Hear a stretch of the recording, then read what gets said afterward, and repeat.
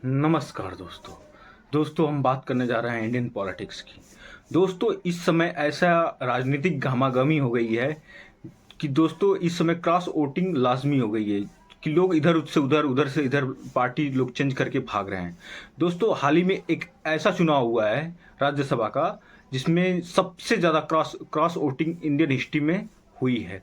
ऐसी cross voting Indian history के इतिहास में कभी नहीं हुई थी दोस्तों। हमारे देश में राज्यसभा का इलेक्शन होता है, वो इनडायरेक्ट होता है। उसमें जनता पार्टिसिपेट नहीं करती है, उसमें पार्टिसिपेट करते हैं जनता के प्रतिनिधित्व। जैसे जैसे यूपी लेजिस्लेटिव असेंबली के जो मेंबर होंगे वो करेंगे, वैसे ही लेजिस्लेटिव असेंबली के जो मेंबर होते हैं वो राज्यसभा के सांसदों को चुनते हैं और भेजते हैं अपने प्रतिनिधित्व को, जो स्टेट को प्रेजेंट करता है सेंट्रल लेवल पे। तो दोस्तों, इसी का चुनाव था। तो इन तीनों स्टेटों में एक बात कॉमन मिलती है, तीनों स्टेट में क्रॉस वोटिंग होती है दोस्तों। क्रॉस वोटिंग जो होती है वो देश के लिए नहीं बल्कि पूरे डेमोक्रेसी के लिए ही खतरा होता है। क्योंकि इसमें क्या होता है कि कोई भी आदमी जो होता है, कोई भी इंडिविजुअल जो होता है, कोई भी कम्युनिटी होती, किसी अपने कैंडिडेट को चुनकर भेजती है और किसी पार्टी के वो जो कैंडिडेट होता है किसी पार्टी से मेंबर प्राप्त करके आता है।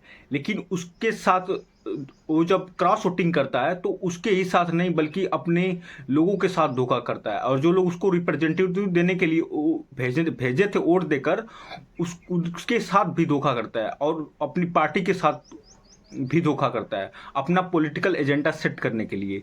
ये लालच दिया जाता है दूसरी पार्टियों के द्वारा कि हाँ देखो भाई, आ जाओ, मैं मंत्री बना देता हूँ तुम्हें, अलग लेवल का सारा इन पैसा भी दिया जाता है। उसको हॉर्स ट्रेडिंग कहते हैं। तो हॉर्स ट्रेडिंग के थ्रू खरीदा जा रहा है दोस्तों।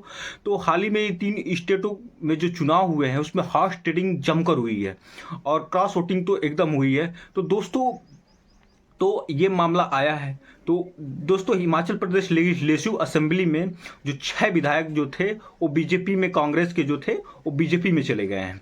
तो बीजेपी में जाने की वजह से जो जो वहाँ की लेजिस्लेटिव असेंबली के जो स्पीकर थे उन्होंने 6 कांग्रेस के विधायकों को सस्पेंड कर दिया है और उसके साथ साथ उसकी सदस्यता भी रद्द कर दिया है। तो दोस्तों, इसके लिए किसके बेसिस पे जो स्पीकर साहब थे वो किस बेसिस पे उन लोगों की सदस्यता को रद्द कर दिए हैं, आज हम लोग उनको समझने की कोशिश करते हैं कि आखिर क्यों उनकी सदस्यता को रद्द कर। जब देश आज़ाद हुआ था ना तो 1 पार्टी डोमिनेंस हुआ करता था दोस्तों। इंडियन नेशनल जो कांग्रेस थी ना, वो भारत को आज़ाद कराने में एक अहम रोल प्ले की थी, जिसके बेसिस पे लोगों को ये उम्मीद थी कि कांग्रेस जो है भविष्य में एक डेवलपमेंट का काम करेगी, हमारे लिए अच्छा काम करेगी। तो जिसके लिए कांग्रेस चुनकर आई थी वो काम करना स्टार्ट करती है।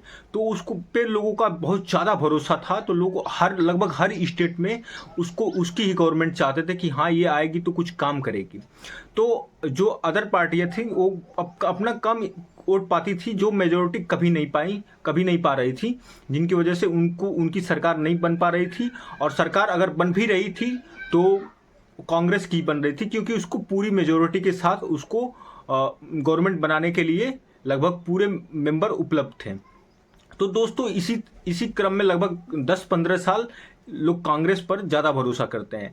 लेकिन फिर बाद में आता है कोलिजन गवर्नमेंट का ईरा। दोस्तों, धीरे धीरे जो रीजनल पॉलिटिकल पार्टियां होती हैं राइज करना स्टार्ट करती हैं और अपना एक महत्वपूर्ण दल के रूप में साबित करती हैं, और कहीं कहीं तो कांग्रेस से भी ज़्यादा कई पार्टियां अपने मेंबर्स को जीतकर लेजिस्लेटिव असेंबली में, स्टेट लेजिस्लेटिव असेंबली में प्रेजेंट करती हैं। तो दोस्तों, लेजिस्लेटिव असेंबली में किसी भी पार्टी को बहुमत नहीं मिला है, जिसकी वजह से कई पार्टियां एक साथ आकर अपना गवर्नमेंट का निर्माण करती हैं, जिसका नाम था कोलिजन गवर्नमेंट। तो ये ईरा आता है दोस्तों। 1967 में क्या होता है कि एक आदमी का नाम था गयालाल, वो हरियाणा विधानसभा का एक मेंबर होता है, जिसने एक ही दिन में कई पार्टियां बदल लेता है और कई बार बदलता है, जिससे सरकार जो होती है गिरना शुरू हो जाती है, इससे प्रॉब्लम खड़ी हो जाती है। दोस्तों, इसी क्रम में इसको ख़त्म करने के लिए एक लॉ आता है 1985 में, जिसको एंटी डिफेक्शन लॉ बोलते हैं। यानी कि ये जो लॉ है किसी मेंबर की मनमानी नहीं करने देगा, क्योंकि जो आदमी होता है ना, जो इंडिविजुअल लोग होते हैं, जो किसी कम्युनिटी के होते हैं, एक मेंबर को भेजते हैं रिप्रेजेंटेटिव के रूप में, उससे आशा होती है कि हाँ ये जो हमारा रिप्रेजेंटेशन करेगा, तो इसके थ्रू एक तरह से जनता एक्सपेक्ट करती है जो हमारे लिए हमारे लिए पॉलिसी बनाएगा, जिससे हमारा डेवलपमेंट होगा, सोशल डेवलपमेंट होगा, एजुकेशनल डेवलपमेंट होगा। लेकिन जो वही नेता जो क्या करता है, एक समय अपने पॉलिटिकल एजेंडा को सेट करने के लिए इन लोगों के सारे एक्सपेक्टेशन को चकनाचूर कर देता है और उनके एक्सपेक्टेशन पे पानी फेर देता है, जिसकी वजह से प्रॉब्लम खड़ी हो जाती है। एक तरह से रिप्रेजेंटेशन का मिसयूज होता है और वो अपना जो अपनी पार्टी चेंज कर लेता है और पार्टी चेंज करके अपने पॉलिटिकल एजेंडा सेट करता है, जिसकी वजह से एक तरह से डेमोक्रेटिक हमला माना जाता है कि ये जो बंदा है ये बिल्कुल खतरनाक है, कभी भी कुछ भी कर सकता है। तो दूसरी भी पार्टियां होती हैं, तो क्या पार्टी की गवर्नमेंट बनाने के लिए वो दूसरे विधायकों को खरीदना शुरू कर देती हैं, तो ये सब गंदी पॉलिटिक्स स्टार्ट हो जाती है। तो जिसकी वजह से इसको खत्म करने के लिए एंटी डिफेक्शन लॉ लाया गया था। एंटी डिफेक्शन लॉ में ये बताया गया था कि कोई भी मेंबर अपने मनमानी ढंग से पार्टी नहीं बदल सकता है। अगर कुछ भी करना हो तो जिस पार्टी में उस पार्टी से अनुमति लेकर ही कुछ भी करे, बिना अनुमति का कोई काम नहीं करेगा। अगर बिना अनुमति का काम करता है, यदि पार्टी चेंज करता है बिना पार्टी से पूछे, तो उसकी जो मेंबरशिपता है उसको रद्द कर दी जाएगी और उसके साथ साथ वो लेजिस्लेटिव असेंबली या लोकसभा का मेंबर नहीं रहेगा अगर पार्टी चेंज करता है। तो अगर अगर विधानसभा या लोकसभा में जो बजट लाया जाता है, बजट पे एक व्हिप जारी किया जाता है, उस पर वोटिंग होती है। अगर वो बंदा अपने पार्टी के खिलाफ जाकर वोट कर देता है या वोट नहीं करता है, तो इस शर्त में भी उसको एक तरह से उसकी मेंबरशिपता जो होती है छीन ली जा सकती है। और वही कोई दूसरी पार्टी में जाकर दूसरे पार्टी की गवर्नमेंट बनाने की कोशिश करता है, तो इस शर्त में भी उसकी मेंबरशिपता छीनी जा सकती है। तो दोस्तों, कुल मिलाकर ये जो कानून था लाया गया था किस पॉलिटिकल पार्टी को मेंटेन करने के लिए और गवर्नमेंट की इनस्टेबिलिटी लाने के लिए, इनस्टेबिलिटी को ख़त्म करने के लिए, ताकि